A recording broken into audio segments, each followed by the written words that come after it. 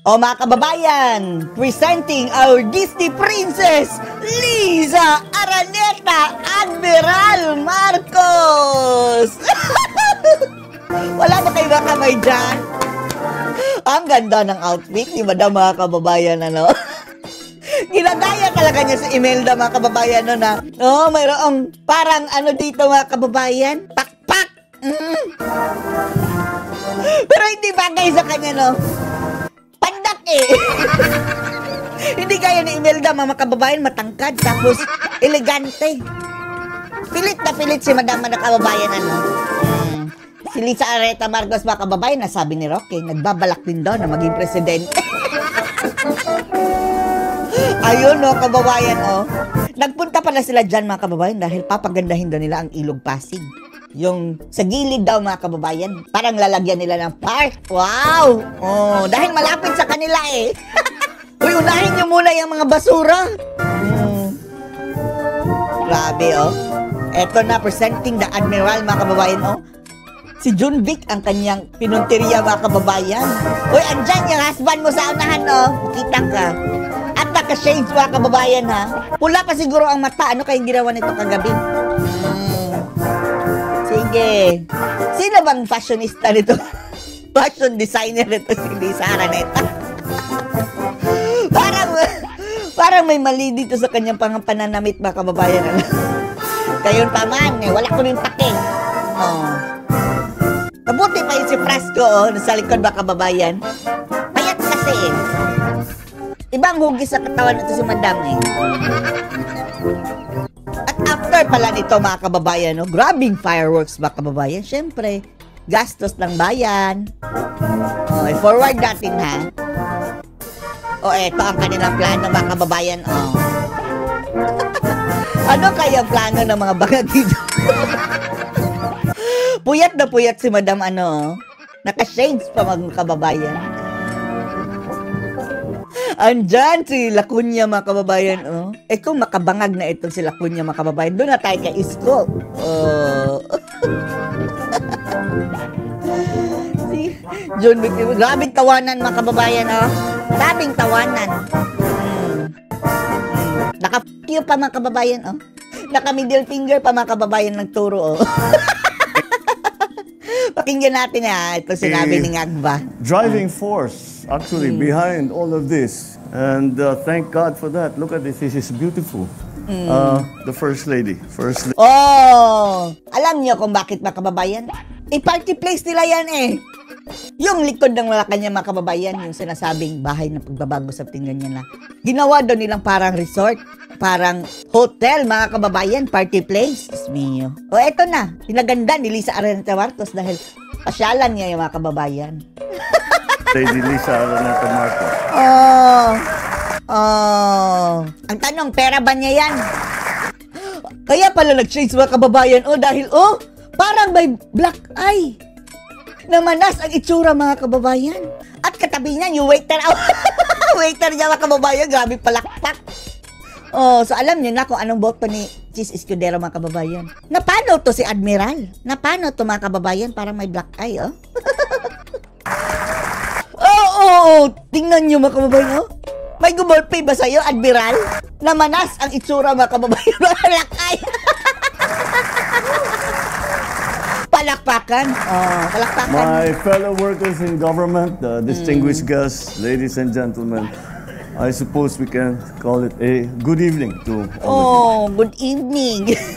Well, last week, when... Ito ang magaling si BBM, mga kababayan. Basta may mga celebration, o mga ganyan, events, party, inuman, celebration, basta celebration. Magaling ito masyado, mga kababayan. Pero pagdating sa mga problema ng bansa, yung mga sakuna, hindi mahagilap. This event was originally scheduled. Nature had its way with us and we had to postpone this event. Nature reminded us once more. Nature, no? Yun ba yung panahon na sinabi mong 5,500 flood control tapos binaha ka? Who is truly in charge? But nature has also taught us that patience and perseverance is rewarded. Wow, patience and perseverance daw, mga kababayan. So here we are. A week later, more than ready.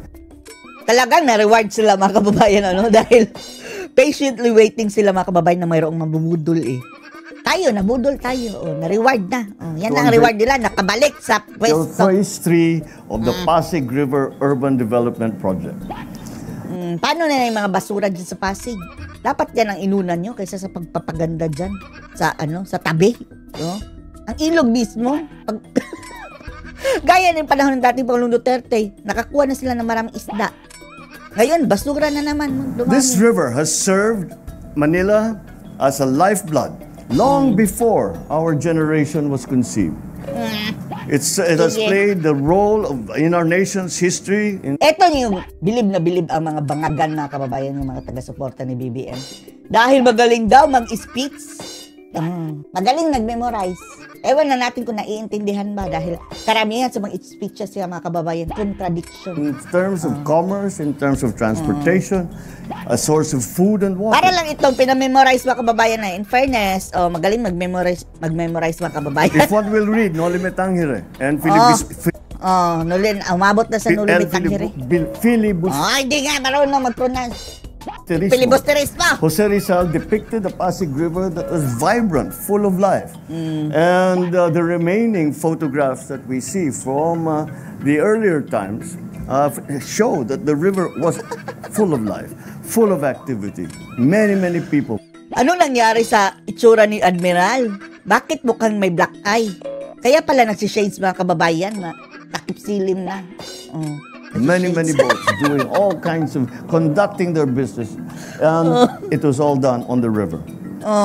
Forward natin ha. Balitang-balita na ang dami talagang nagpo-propose dahil napaka-romantic daw ng venue. I was happy to... Habang naghihirap ang bayan, yung inaatupag dito mga kababayan, no? Ito mga itsubiritsi mga gastos.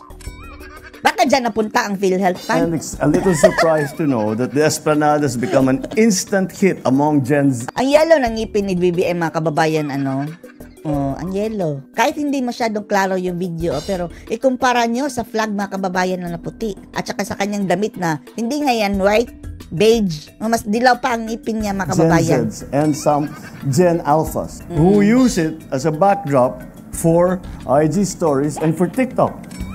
Of course, hindi magpapahuli kami mga millennial. Kayong mga Nakapost na ito sa Facebook namin. Lahat ng mga posting niya mga kababayan pinagtawanan. Si Secretary Acusa naman ay magsesend ng postcard para ma-share ang ganda ng Pasig River Esplanade. Tuwang-tuwa mga kababayan, ang babaeng traidor At saka ang kanyang asawang traidor din bumoto ng yes ng impeachment ni Sara Duterte. Dati-rati mga kababayan, pinagkakatiwalaan na ni Sara. Ginawa pa itong spokesperson ni Sara mga kababayan nung panahon ng eleksyon. Ngayon, sama-sama ng babang. Ayan, si Kokobid Pimentel mga kababayan. Na nagmamadali sa impeachment. Alam nyo na mga kababayan. Dahil ang asawa niya mga kababayan ay inappoint ni Ngagba. Now with the launching of... Tapos, proud na proud sila mga kababayan sa tulay ha. Made in China. Pasalamat kayo kay dating Pangulong Digong na binigyan ng tulay ng China mga kababayan ng libre.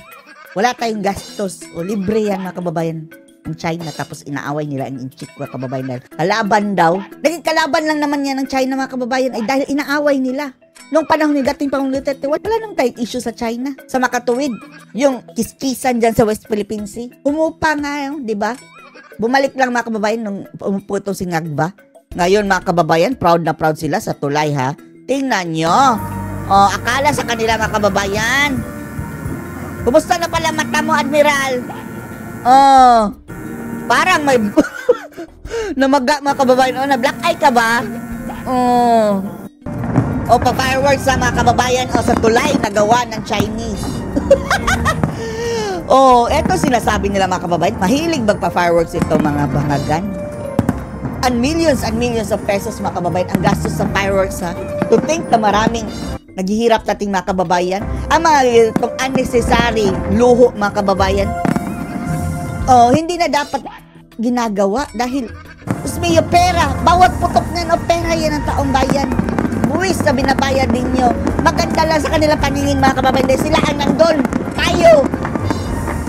Hanggang panood na lang tayo dyan sa TV. Oh. Oh, synchronized mga kababayan ha. Mayroong machine pa yan na nagko-control mga kababayan. Oh. Tuwang-tuwa ang mga animal. Millions. Oh. Diyan na pupunta.